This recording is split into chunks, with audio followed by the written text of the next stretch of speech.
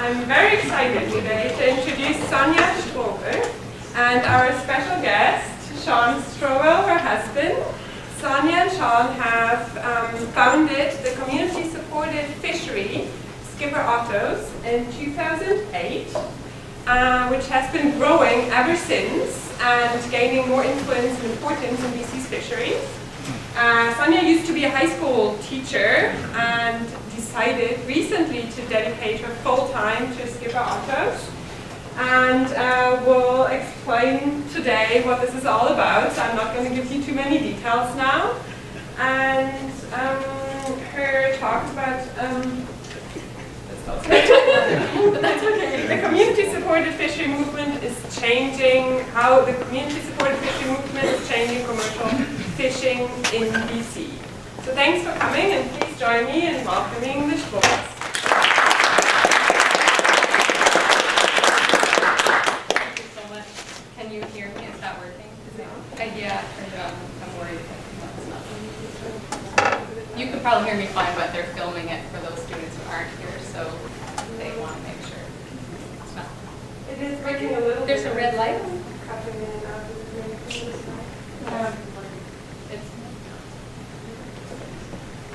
It was working a second ago. I promise you this isn't the first time I tried it. Oh, it's because we restarted it.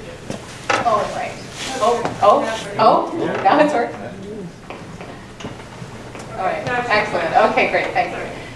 So thank you very much for the introduction, Anna. So Sean wasn't planning to come today. I just managed to grab him at the last minute. And so, so Sean and I started Skipper Otto's Community Supported Fishery back in 2008. And so I want to tell you a little bit about our family story, how we came to be doing what we're doing, what a community supported fishery is, and what we're trying to do. So Skipper Otto is actually Sean's dad. He's a real person.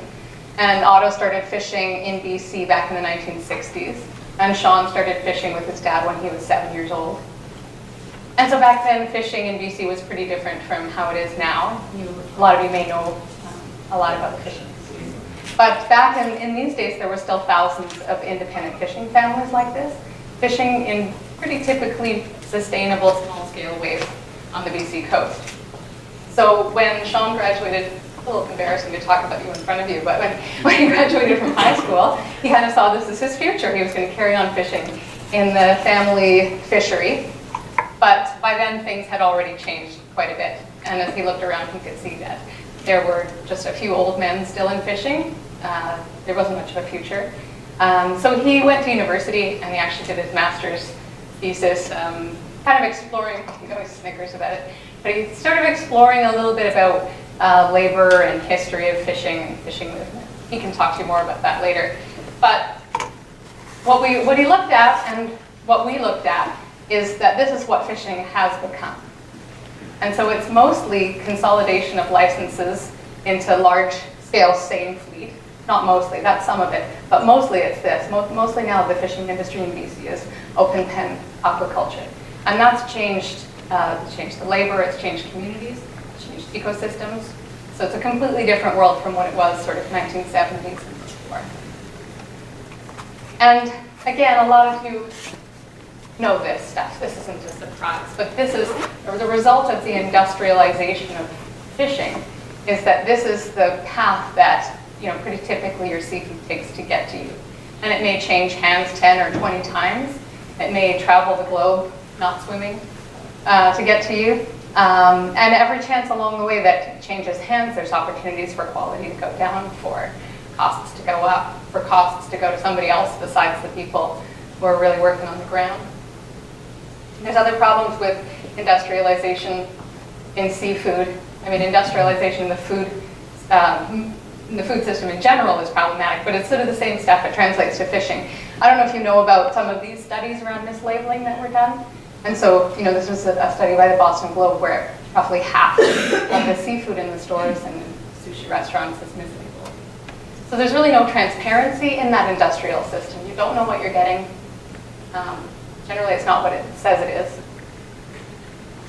But as you know, there's a rise in this popularity of, people wanting to know where their food comes from. right? Sort of this food movement, people want to know where it comes from, they want to know that it's sustainable, they want to know that it's ethical.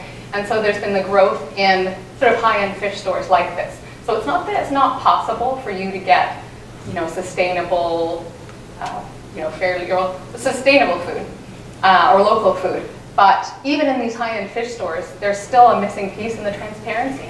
You don't actually know who caught it, and you don't know if it's fair trade. You don't know if the fisherman was paid fairly. In most cases, they're not. So that's where we come along. So Sean and I had a vision to really take out those sections of the seafood supply chain and connect independent small-scale fishermen through us, a fishing family, directly to you conscientious consumers, people who want to know where their fish comes from. So we just cut out those huge swaths of the supply chain. And so by doing that, we can change the distribution of the value of that seafood quite dramatically, I think. So let's take a look here. This is some statistics that I generated from July 2014. And I looked at sockeye salmon and what the grounds price was for sockeye salmon this year. So if you were not selling to us, but if you were a fisherman and you were selling to the buyer, the company. So of every dollar that you would have spent if you went into a regular fish store and the seafood was actually local, 25 cents would have gone to the fisherman of that dollar at the highest end, at the best point in the summer. The rest of it, where did it go? Right, that we don't know. If you walk into the high-end fish store or into a grocery store, they can't tell you where that seafood comes from. I went into a store once recently, they had last spring, and they had sockeye salmon in, I think it was March. And he said, fresh. And I said, that's really interesting, because it's March. And he said, yeah, no, but it's fresh. I said, you mean previously frozen? No, it's fresh. I said, really, it's so interesting. So where is it coming from?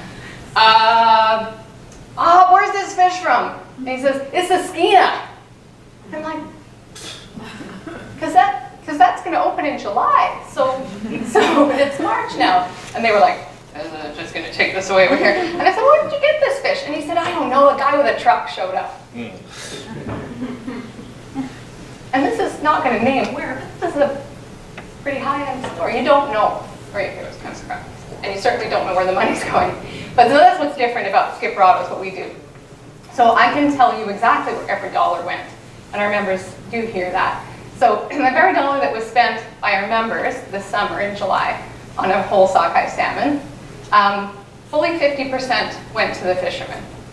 And 30% was operating costs, 10% was transportation, 10% was processing, which is all done here in Richmond, hand cut by one of our small-scale independent processors. So it's pretty different distribution. You actually know where every penny of that goes. But I think this is even more interesting, because people think often that means with Skipper Ottos they're going to pay more for their fish, but they don't. So this summer, if you went to that store that I used the example from, you were paying $12 a pound for whole fresh sockeye. And the fishermen at the highest rate this summer were paid $3 a pound for sockeye salmon. But from us, the members were paying $7.95 a pound, and the fishermen were getting $4 a pound. So I think it's a pretty huge difference. Right, so really what are we in kind of in the business of doing is we're in the business of keeping independent small-scale fishermen fishing. And just, we use the word fishermen for men and women, I wanted to make that point. Often people say fishers, they say fishermen, but fishermen themselves, whether women or men, generally call themselves fishermen. So no offense, anyone, I'm not cutting myself as a fisherman. So we keep small-scale independent fishermen fishing. We support their small-scale practices that are sustainable.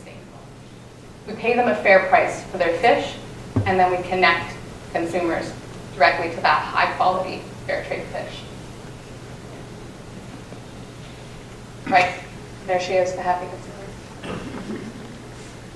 So let me explain a little bit how we do that. So in our model, members join before the fishing season starts, and they pay up front for a share in the catch. So you choose, for example, a $200 share. And so then that becomes a credit in the system. And throughout the fishing season, members get weekly email updates to say what's being caught, where, by whom, and when they have the opportunity to pick it up. Then members can choose to come to as many or as few of those pickup opportunities as they like.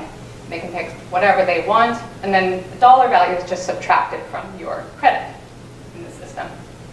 So it allows flexibility for the customer. They don't have to get a weekly box that, if you're away on vacation, you're not going to be there to collect your fish. You can pick what you want, when you want, where you want, but by paying up front, we can afford to give that money to the fishermen up front to help them offsetting those high upfront costs of every season, and guarantee them that they're going to get a fair price for whatever they catch, for whatever is sustainable that season.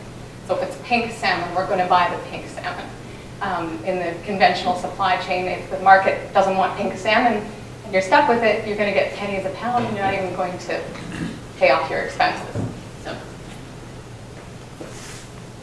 Okay, so a little bit about our growth. So Anna mentioned that we started 2008, we got going. So 2009, the fishing season was our first year. We had 40 members and we supported 2 independent fishermen. And really, Sean and I, as Anna mentioned, were high school teachers. So this wasn't supposed to be a business. This was just this thing we were doing to help keep his dad fishing. And so we weren't trying to grow. And then the next year, it was just word of mouth. And all of a sudden, this kind of happened. We had 200 people the next year. And we were like, oh, we gotta get some more fish here. But that wasn't a problem either, because the fishermen who knew we were paying a higher price on the grounds, who were Otto's friends, were knocking on our door asking if they could join and fish for us too. And so we just kept saying yes and grew and grew. 2013, we had 750 members. And last year we had 1,200 members. There's definitely a demand from both the fishermen's side and from the customers' side. But just to look a little bit at what the impact of that is on fishermen, and there are 2 of my favorites. That's Otto, and that's our son, Oliver, who's 6, who started fishing this year, desperate to go fishing. I think he snuck out, basically. Yeah. Caught me leaving at 5 a.m. Caught him leaving at 5 a.m. and was like, you have to take me. And so he is now a fisherman as well. Anyway, so just taking a look at 3 of our fishermen, Rod, Inky, and Otto, in July of this year, of 2014, what they would have made if they sold their exact catch to the on the grounds company for the grounds price. So this is what they would have made, each of them, for what they actually caught. And then this is what they did actually make by selling to us. Gross. Gross. No, sorry, yeah, this is not in their pockets. Fishermen aren't getting rich or anything. But this is what they made, this is what they grossed. And so it's a pretty significant difference. Really, it's the difference between getting to the end of the fishing season and needing to do some repairs on your engine and being able to do that and stay in fishing for another season. Or getting to the end of the season, being totally broke to begin with, having a line of credit, and then having your engine go. And that's the end of it. And that's one less independent fisherman on the coast. That's a pretty typical story. So it's not all sunshine and roses either. I don't want to paint that kind of picture, because there are a lot of challenges. And we're working on a whole array of different solutions out there. And so Sean came to join us, and I thought it would be good for him to actually pop up and talk a little bit about the challenges, particularly from the on-the-grounds side, from the fisherman's side, and what some of those solutions are that we're working on as well. Yeah, does that sound good? Since I'm sitting here anyway, take a look. So the challenges that we're facing, I mean, Sonia told you about how all the great opportunities and how there's all the interest and there's demand on both sides, demand and supply, which is great. So we're basically logistics in the middle. Part of the problem is inputs such as ice availability. Traditionally, fishermen have relied on their fishing companies to supply them with ice. It's a little bit more difficult for us to do that and source. There really aren't that many facilities to provide services for people that are working independent of large companies. Now, that's been a problem for a long time. The trolling fleet has dealt with that. There's been more independence for years, and we're trying to learn some things from them. Of course, we're mostly gill netting for salmon. We also have longliners. We do have tuna trawler, but that's frozen at sea, so we're sort of going that way to deal with those type of things. Transport is always difficult, something to deal with. Transporting fish down this coast, it is quite a bit cheaper for us to ship fish from Vancouver to Calgary than it is to get it here from the island, or down from Prince Rupert or wherever we happen to be fishing. that's partly the nature of our coast. Here, when we get to monitoring, offloading, and regulation is where we really actually encounter some significant hurdles in our growth and just independent fishing to begin with. Start with, well, it ties in actually pretty directly. As I'm sure most people know here, the enforcement end of the Department of Fisheries and has been greatly downsized. And you know, that's an understatement, but that doesn't mean that there's not monitoring. The costs for monitoring and programs are offloaded onto the fishermen in general. So a couple of years ago, well, a number of years now, we've all had to buy logbooks in addition to the fish slips that that are filled out whenever you sell catch that get submitted weekly to the Department of Fisheries. We also have to have logbooks, which are purchased at $300 a piece per area you fish from Archipelago Research or one of, depending who's got the contract, or an electronic log, which was obviously designed by someone that never thought of the areas of the coast where you don't have cell access and you cannot upload, despite the fact that the regulations say they must be uploaded within 24 hours of finished fishing, and you're sitting in Zavelos, and the nearest cell signal is a 2-hour drive away. So anyways, these are a few difficulties, but a big one that's come in that's actually almost legislating us, well, I'll just explain the circumstance. In the northern area for salmon gill netting, a few years ago there was a new contract went out to an observer for offloading, custom offloading, or not custom offloading, but for offload of observers. And the deal was worked out between the Department of Fisheries, the contractor, and the fishing companies, that any fish caught in the northern area on the Skeena and the Nass River would be unloaded at one of their locations. So if I want to sell fish to you, if you're members of the Community Supported Fishery and you want my fish, in fact you already own them, you've purchased them before I went fishing, I am not allowed to go to Port Edward, to the nicely newly built unloading dock. We're not allowed to unload there. We have to unload to a company packer or a company offload site. If I want to sell them myself, I have to talk somebody into letting me offload onto their boat and put them back on my boat. Or you go to one of the offload, pay for custom offloading.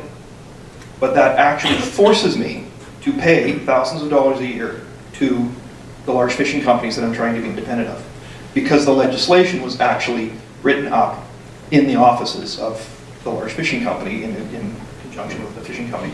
So this year they didn't actually charge us the monitoring fee. The year before it was 5 cents a pound for sockeye on the fishermen, 3 cents for pinks, or 3 cents for chum and pinks were free. I don't remember exactly. This year they didn't charge that, but I'm still forced to pay for custom offloading at one of the large companies. And if they're busy and they don't want to offload us, I don't really know what to do. There are people straight out ignoring it. We've been in compliance, but I know another fishing family that converted one of their gill netters to a freezer boat. And then father and son will fish, and then they will got all their fish and freeze them on board, store them in their boat, and then run down here. Technically that's illegal, because you have to offload at another site, even though they want to just catch their fish and take them to the Steveston public fish sales float. That is now not legal in certain areas. I actually called up the number that said call for information when we got this notice, and the answer was, we hadn't really thought of that. That's the answer. We hadn't thought of that. We weren't thinking about anybody selling their fish directly. So these are some of the, a little bit of the, an example. Another example of things that make a challenge for doing things in a smaller scale, like we're. Another example of monitoring, which I'm sure you're all very well aware of, is our camera system for monitoring long lining. Long line salmon seems to work quite well, but we of course pay monitoring costs to have someone watch the video of you fishing. The camera system was designed with certain types of fishing in mind, particularly long lining with hydraulics, pull your gear, it records, it's about $10,000 for the cameras, although you can lease them. But then you pay, they record when your hydraulics are going. You're pulling the fish, it's recording. Well, what that's done is made it pretty impossible for me to go handlining. Now, I have a friend, we fish together on herring. He's got a bunch of lingcod quota. Well, we would like to go out like he always did and just go handlining for lingcod in an area where we know we're not going to catch halibut. We can go in with the rock piles and fish in probably the most or least impact way of fishing. Well, we would have to have the cameras running for the entire time we were fishing. And we're going to end up losing money on costs. Unless you're having amazing fishing, it means that we are, by the monitoring system that's supposed to be protecting the fishery, we're actually being forced to use a more intensive form of fishing. And longlining, well, certainly not the worst. In fact, a pretty good way to catch fish is more damaging to to the bottom, to the ecosystem, the environment, than handlining.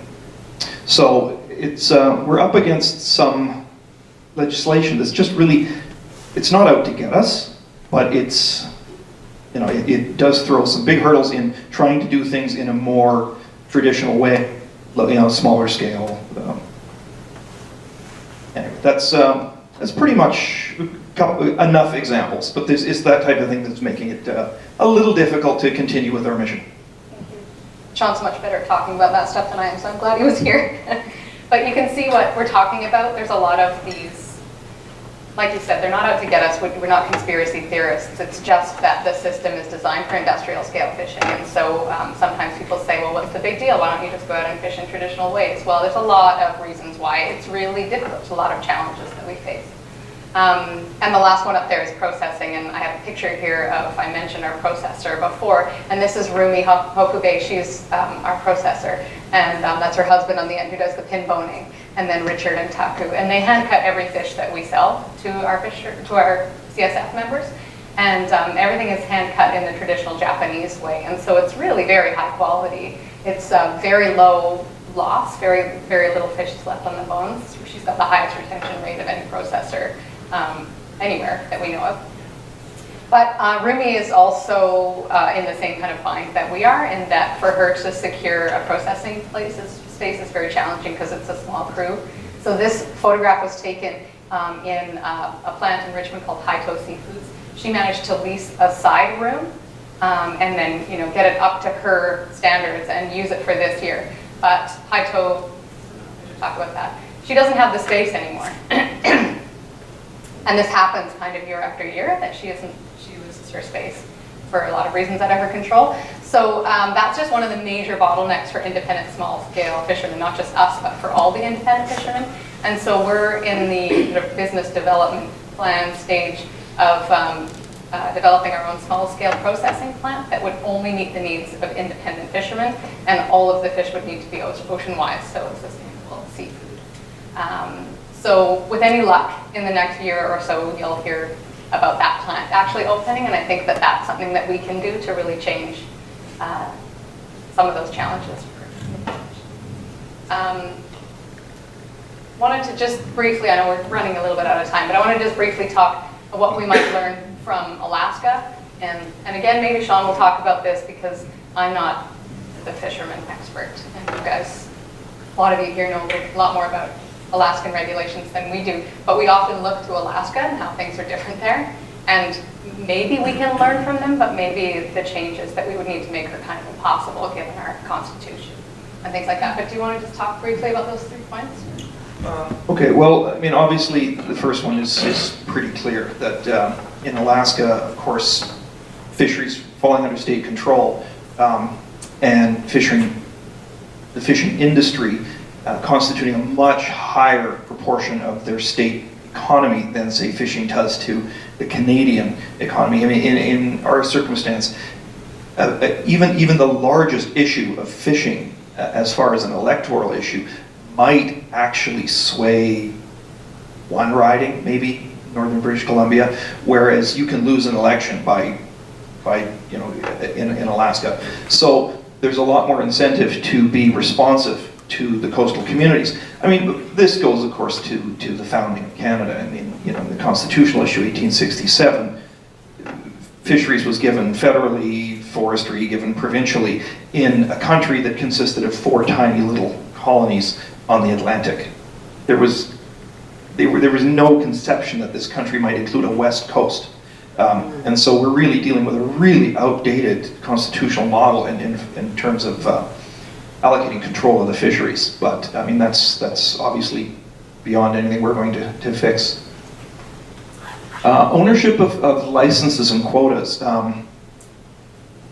I know people here know lots about quotas and have their own issues and their own opinions. If you go into Eastern United States, they will often talk about how NOAA points to British Columbia's transferable quota system as a model of sustainability, and certainly there's something to it, but the ability to have quotas owned by investors for lease has driven the prices up, making it very difficult for anyone new to get into industry. With $5 lease prices for halibut quota, okay, that per pound, that's going to obviously affect the cost of halibut, the ability of young people, newer people to get into fishing and sustainably do it if you don't already own. And although I don't know the statistics for longliners, I know that the average age of a fisherman in British Columbia is slightly over 60. So it's only going to be more corporate control as the independent holdouts disappear. And the fact that our quota can be controlled by large companies that do not themselves fish but lease it out means that the price of buying halibut in British Columbia is now about $80 a pound. You'll never make that back. So in Alaska, it's between 30 and 40. So about half the price, and we're selling to the same. They're selling to the same world markets. Fish farming, well, open pen fish farms, that's just an issue that's much bigger than, obviously Alaska has a moratorium on it. They believe that it's a detrimental practice. So do I. Of course, there's many people that take another, well, I don't think anybody's saying that it's wonderful environmentally, but perhaps they consider that it's worth the costs. Alaska takes a much different approach. I don't know how effective it is. I haven't had a time to look at the science. I know some people here are the experts on Alaska's experiments with salmon ranching as opposed to farming, where at least the mindset is if you're going to increase fish production, utilize the existing commercial fishing fleet as opposed to circumvent them. Could take questions on that after Sure. Sonia wraps up, Yeah. if anybody has any more interest. Mm-hmm. Yeah, and for sure I'll get to the Q&A because I know people want to talk about some of those issues. But that's a little bit about what we do, what some of the challenges are that we face. And so just to conclude, how can you be involved? Did you think of that? You can join if you're interested. If you're looking for a sustainable, reliable place to get seafood. We're taking members for 2015 now, so you can go to our website, check that out. We are also, we'll soon be hiring for summer jobs. I don't know, anybody looking for a summer job? Come talk to me afterwards. But there's lots of ways to get involved with what we're doing. We're also always talking with other fishing communities and other fishermen to help to spread the CSF movement. So there's one on Vancouver Island. There's a few other people who are sort of trying it out around here, but there's actually about 40 CSFs in North America now, and we're in touch with all of them. And every second year we have a CSF summit together with all the CSFs and just talk about issues, how we can work together. So it's a broader movement, it's not just our CSF, and if you're interested in being involved in that broader movement, I can definitely talk with you about that. So thank you very much, and we'll just take some questions.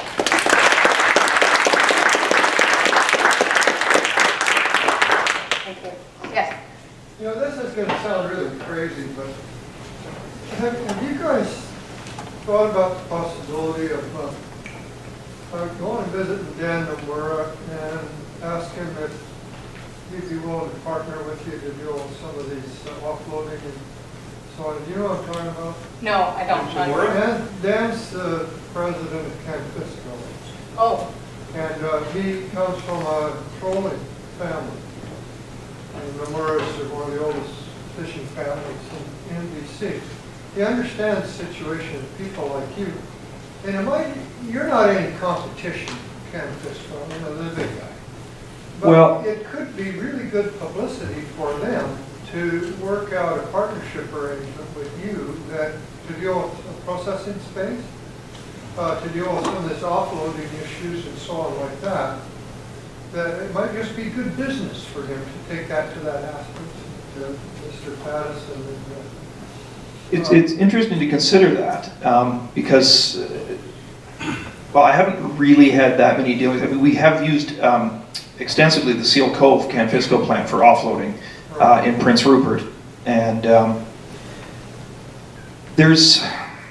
yeah, I don't think we're competition for Canfisco, really. I mean, we're aiming for, you know, our long-range goal is 1%. If, you know, BC Fish would be like, that would be big.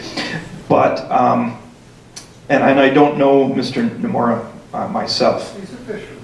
Yeah, be worth considering to see if they want to do it as at a PR level, but there's been a history in the past of Canfisco and BC Packers and other, you know, and Nelson Brothers that they collectively owned surreptitiously. They are the bad guys, right? But well, they have,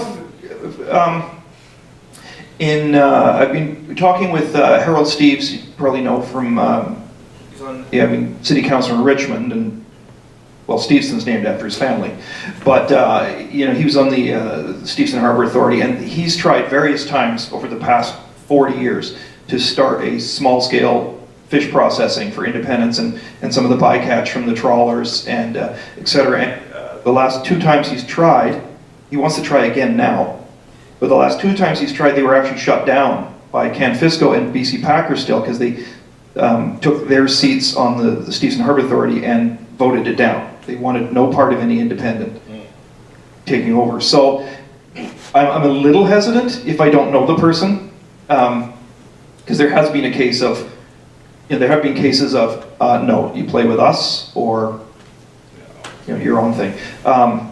Obviously, there's reasonable people within most corporations, and you know, willing to do whatever works. But there's been a history of being shut down.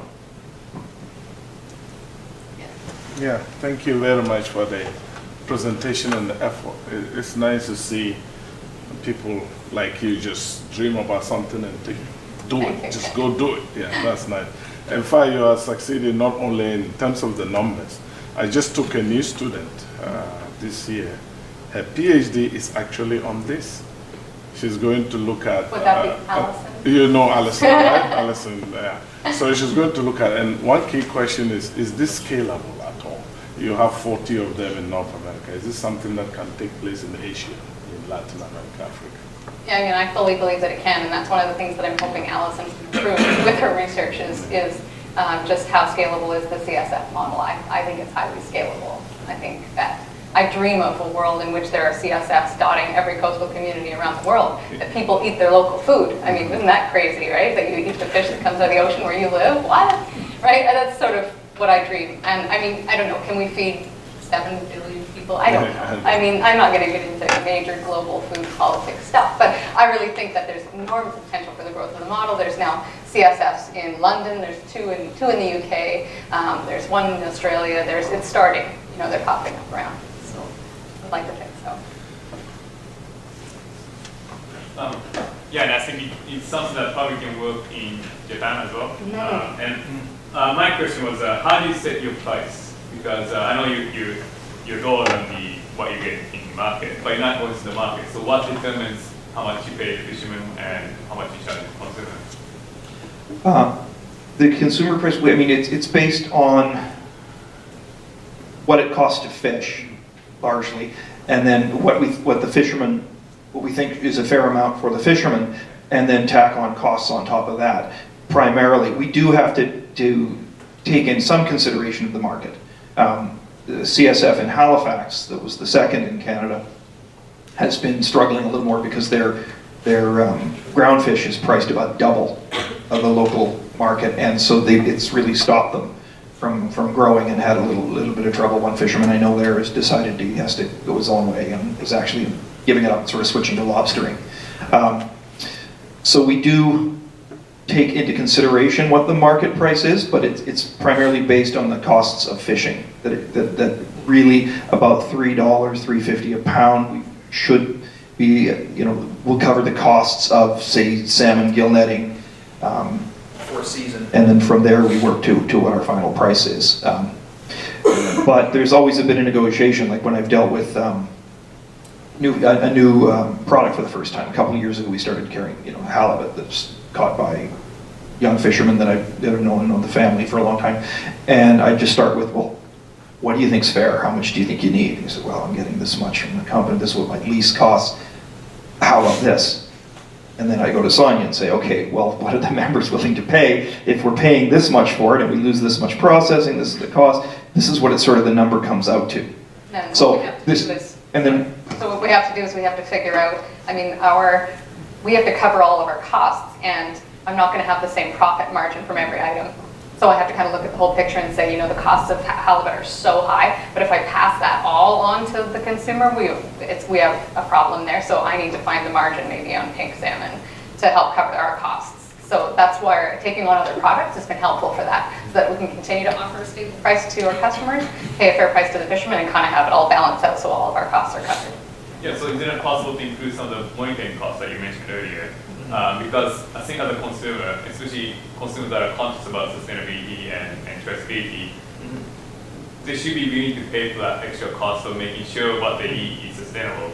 So the monitoring costs that you mentioned, would it be possible to include that into consumer and make sure that consumers understand that the price reflects these additional costs that fishermen have to pay? Yeah, exactly. And a lot of what we do, being that Sean and I were both high school teachers, and Otto actually was a high school teacher as well, and we really believe in the power of education, and that when people are informed and they understand, then they're willing to pay more. So when we've surveyed our members about price and how price sensitive are they, and what it really comes down to is not that they don't care what things cost, but that if it seems fair and just and it's transparent and they understand why something costs what it does, then they're willing to pay a little bit more. So what our members say is, it's not important that our fish is cheaper than in the grocery store. It's important that the money goes to where it needs to go and that it's fair. So we have done that where we've said, okay, look, halibut's gone up 50 cents a pound for our members, this is why. And then they're very happy to pay it. So that is our price model, which is why if you go to our website to try to find prices, they're not there. Because I don't want to put prices up because it's not like that. It's not like I'm a company, I have this price. It's that, well, what's fair? And those things, like the monitoring costs, they come very suddenly. And so when we tell our members, look, what are our prices? Our prices are fair. That's what they are. They are really, truly, and they're transparent. So. I'd just like to add, now that's prices, how we do this. If we're, just give you an example of pricing, and this also goes into the larger companies as well. Pricing on the fishing grounds, like if I go to Barkley Sound where I was fishing this year and I'm catching a lot of fish, and then I'm also taking some fish from a couple of our other fishermen there. Actually, there's only one other guy there, but one week we were really short on fish, and he just said, hey, I've got friends, they really like, and they're guys I know. I'm like, sure, we'll take your fish, but we kind of have to keep quiet what the price is, even though I would love to jump up and down and say, we're paying $3 a pound, and all the companies have to do the same, or it will at least will affect the price somewhat. And someday we may scale to the point that we will actually affect price a little bit. But there was one company came in, they sent in a packer, an American company, large fishing company, sent in a packer and paid 25 cents a pound more than the other companies. I talked to the captain of that boat. He got phone calls from Fisco and a few other companies immediately, within a week. What are you doing? Why are you here paying more than the rest of us?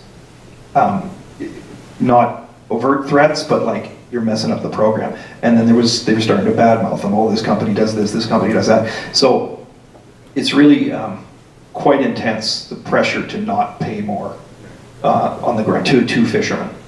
It's an interesting industry. So we keep our heads down and we try to do what we're doing quietly.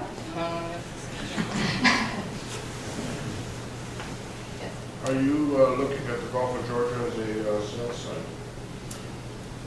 site? We haven't, the question, if you didn't hear, am I looking at the Gulf of Georgia as a sales site? We haven't as of yet. There are some families working down there selling. We haven't really ruled anything out. We're primarily based out of False Creek, and then we hit the farmers markets and do deliveries. Of course, we also have locations in Calgary and things, but we're looking at, along with Harold, at the Paramount site for possible processing where the fish auction was. What is the fish auction? Yeah, it's still there, but it's not called the fish auction. That's right, yeah. But there's a lot of Steveston Harbor Authority buildings that were fish plants that there's now political will and enough people on the board that there's interest in getting that going for independent processing. Because it really is a bottleneck, and not just for us, for a lot of independents. I know people that call us up that say, they know what we're doing and say, hey, I've got a load of fish and I really want to sell them, independently myself. Do you know who's your processor? I'm like, ooh, she's really busy. And could you please introduce them? I'm like, oh, well, okay. And then we know somebody else, and it's like, well, here's this processor, but we can't tell too many people because then we don't have. It's a real bottleneck. Okay, the reason I asked that question was because they are considering putting together a committee, which they've asked me to sit on, to have sales at the Gulf Georgia County Center. Really? So I thought that the way that you were approaching it with Steve's. No, he didn't mention anything about that. Yeah, we'd be interested. We're always cautious. Carol also said something. Yeah. We'd be happy to. We're always cautious not to encroach on different fishermen's markets. So if there are Steveston-based fishermen who would feel that we were muscling in on their turf, we don't want to. There's plenty of room out there to sell fish from independent fishermen directly to consumers, and we don't want to put anybody out of business. Having said that, if there was an opportunity, we would be happy to do that if it didn't. The reason they're looking at it, they have so many visitors, and most of those visitors are interested in buying fresh fish, as you well, right? We're always looking for new areas, to connect with the consumer. One thing that I'm very aware of is that I really haven't managed to make much inroads into the Asian Canadian population, like the newer generation, Chinese population in Richmond, for instance. A few definitely, but not. They don't know we exist. I don't know how to interact yet with that community, and that's a large population of people that eat fish. Yeah, sure, in Richmond, and they're seafood consumers, and making that connection would be great as well. I had interest. I got a call recently. In fact, I need to call him back.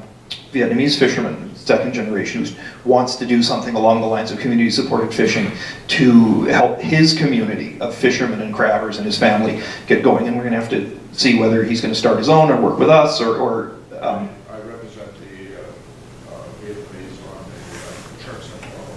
Right. Yeah. There's room for us to scale. It's as long as it is sustainable, works with the model of transparency, then it's all go. A very quick one. How do you ensure that it's sustainable? You've mentioned sustainable, so. Yeah, so far, because we're not that huge, we know all the fishermen personally, and we know how they're fishing, and we can trust them personally because we know them. But on a bigger scale, how we provide assurance to our members is not just trust us, but that we use the ocean-wise standards. And so everything that we have is ocean-wise. And so sometimes we get people asking, for example, for shrimp. People really want local BC shrimp, but it's not ocean-wise. It's drag caught. And so we weighed it out because we were like, well, drag caught BC shrimp is still better for people and the environment than Thai shrimp, which is most of what you're going to get out there is, but it's still not our standards. So we just say, look, we can tell you where to get local BC shrimp. I'm happy to pass you on to somebody who will do it, but we won't take them on because that's our line in the sand is what Oceanwise recommends. So we wait for spot prawn season, on which we have no margin. Prices are just too high, but everybody wants it, and we're happy. We're having to play ball. And then we do get by-caught shrimp in the prawn trap, so trap shrimp, then we'll have those shrimp available, but not drag caught.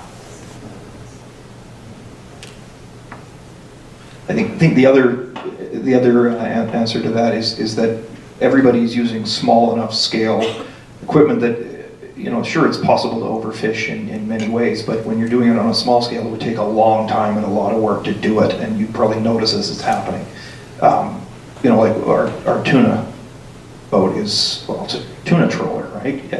When he comes in with a load of tuna, it looks like a lot to me, but then, and so does our whole fleet when they're trolling, but you compare it with like the largest tuna company in the world has 7 ships, and that's it, and the size of BC ferries, and they use a 1.5 kilometer long net to seine them mid-ocean. Well, then you are working at a high enough capacity that you could be doing damage before you really catch it, and we're promoting the smaller scale and promoting the people that have a vested interest in keeping this going, that they are multi-generational, that they're part of the community.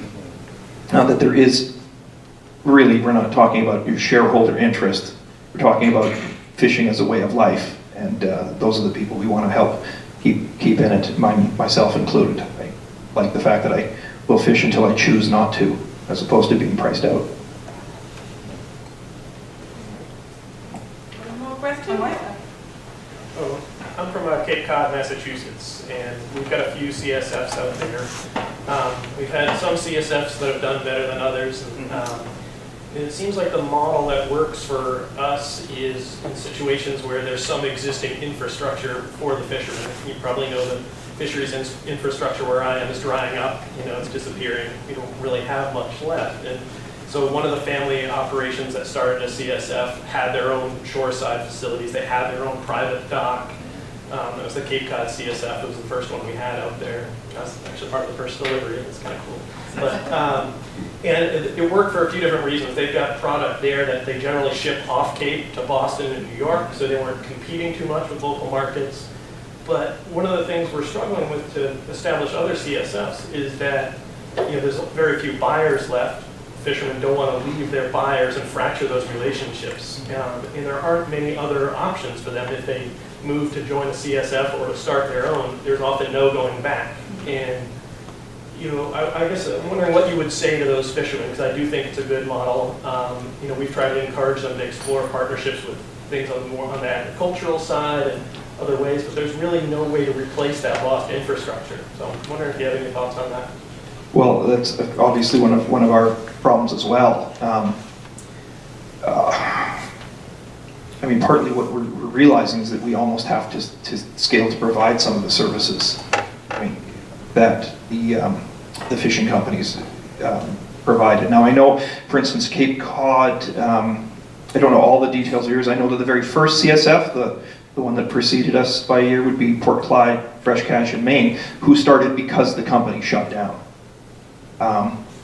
And they basically took it over and started CSF to keep these guys going.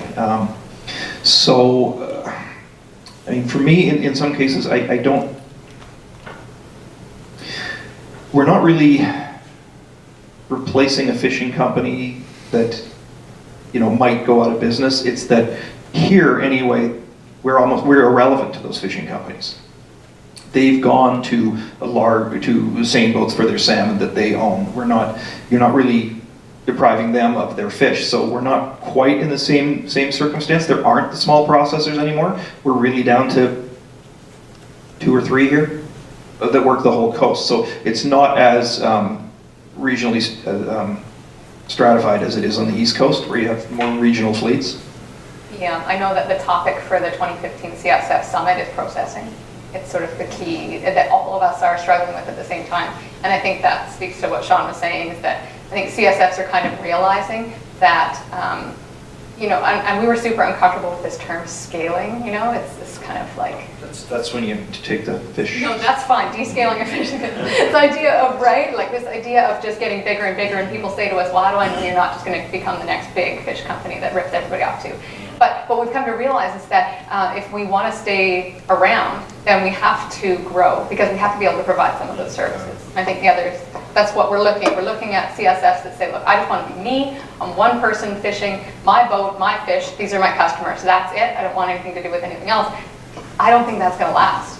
I think we've seen that fail in a few ways already. Yeah, we have. Yeah. And the other thing is, one of the things we've done out east is selling fish in the round, selling whole fish in some cases, and that helps. But with specialty products like squid, I've tried teaching people how to clean squid, and some people think it's great, some people don't want anything to do with it. Right, and again, that's the sort of education piece. Some people are never going to want anything to do with it, but we do filleting workshops and canning workshops and smoking workshops. And the education part is big, a huge component. And we have an equipment library that members can take stuff home from, and we rent kitchens to do open kitchen time. So a big piece of it is that I think we have to be a groundswell. We have to be a community of people who are saying, we realize that if we want to keep our fish local and sustainable, that we all have to kind of be part of that. Right? So, although we could also take some cues from Copper River, Alaska, where even though they are shipping out, they do cooperative processing for local. So, you know, Cape Cod community processing for the independents, that more than one CSF could, you know, in fact share a community, which is what we're looking at here. We're not looking at starting a processing, you know, Skip or Otto's processing plant, but maybe, well, we're looking at different business models for it, but that could process for us and some of the other independents in the same circumstance. And I think with the size of the fishing community that you've got in New England, I mean, to me the distances seem so small. It's like, you know, you're in Boston, you're almost in New York by the time you get halfway up our coast, right, from that area. So, but then the population's much different. But I mean, in Copper River, they sort of collectivized the processing.